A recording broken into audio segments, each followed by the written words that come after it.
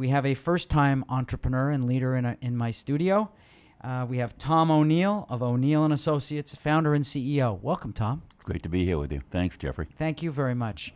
So, Tom, since your first time to the show, why don't you, start by just telling us about O'Neill and Associates? Well, at O'Neill and Associates, we are a public affairs company operating in 2 offices, Boston and Washington. We're a company of about 45 or 46 people these days, which makes us one of the largest public affairs companies, not only in the greater Boston or New England area, but around the country. It's a very small universe. What has separated us over the years is to be just a little bit different, trying to interpret the market as to where things are going. And it started back in 1991 when I had been lobbying.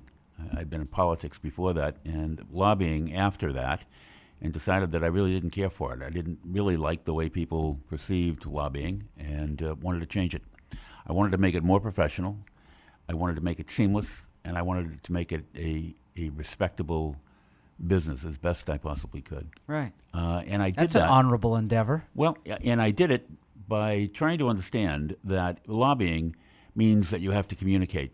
And in fact, if you want to be in politics or government, you have to communicate. Right. Otherwise, you can't get elected, nor can you get appointed. And once you're there, you can't provide leadership unless you can communicate. So I decided to make lobbying a communications business, and I did it by taking a public relations company, gnashing it into our lobbying business. We called that public affairs.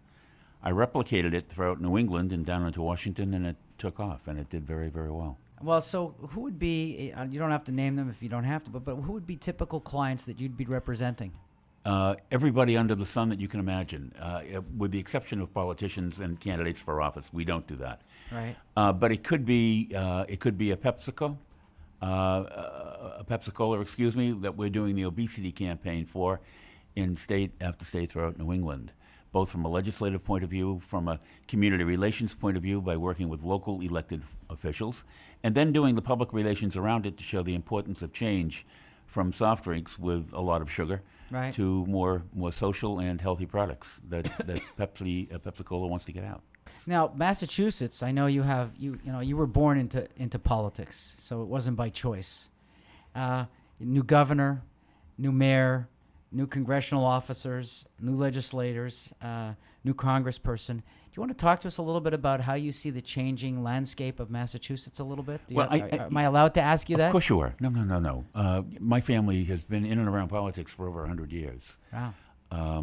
It is a family business. Oh no, it very much is a respected and we really view public service as a noble profession in my family, and that's because we respect people who run for those offices or get appointed because they're far better than most people believe. To be very honest with you, and I like the political leadership of Massachusetts historically. Anyway, it's very progressive, and I like that, and I think we've become a bellwether for the rest of the country. I would agree with that. We're very progressive, and we have become a model. And so I think what people don't realize, I think we're an economic model. Oh, I think we're very much an economic Right. model, whether we're talking about developed Startups. Patrick and alternative energy Right. and what that's done to startups and Right. the nanotechnology industries. Absolutely. It's terrific. You promote community, and you promote culture and taking care of each other, and you have your own organization. A lot of companies I meet, the cobbler wears no shoes. Talk to me about the culture of your firm.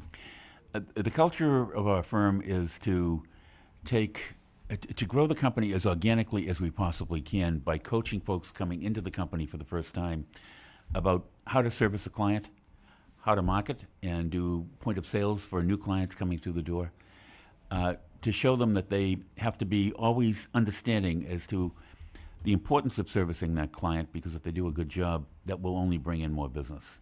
The culture of the company also has a bonus program at year's end, which a portion of the bonus is given to outside activities. We want people serving on not-for-profit boards. We feel as though that adds a dimension to the individual working at O'Neill & Associates, where they are introduced to people they ordinarily would not meet. Give back to the community. Well, put you your not only roots give down. back, but if you want to get, you have to give. How do you feel we keep people engaged in business and in Boston in this new age? Well, the one way we do it is making sure that those folks that are on those boards are on boards that are relevant and current, to be very honest with you. Reading as much as you can get your hands on, whether it's communications by by that digital or social media or whether it's a newspaper. It doesn't matter. I have more information in And front of me read than your I've ever had books, before. Read as many books as you possibly can and just learn, and stay as current as you possibly can. And newspapers. Read a couple a day.